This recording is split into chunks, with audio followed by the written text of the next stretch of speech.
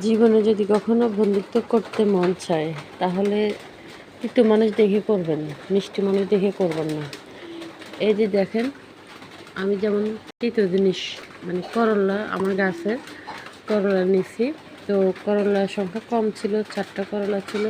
এই জন্য আমি বেশি আলু দিছি, কারণ আমি এই করলা দিয়ে আজকে ভাত খামো। আজকে আমার বাসায় আর কিছু রান্না করা হয় নাই, কারণ মাছ আছে, মাছ চাই না। এর জন্য করলা নিছি আর আমার গাছের বোম্বাই নিছি।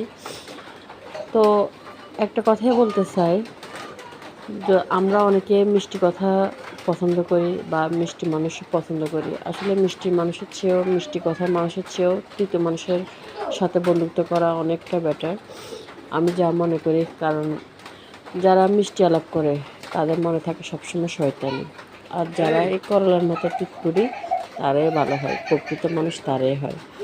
তো কমেন্টে জানাবেন আমার মতো কে কে করলা দিয়ে ভাত খেতে পছন্দ করেন। আল্লাহ হাফেজ।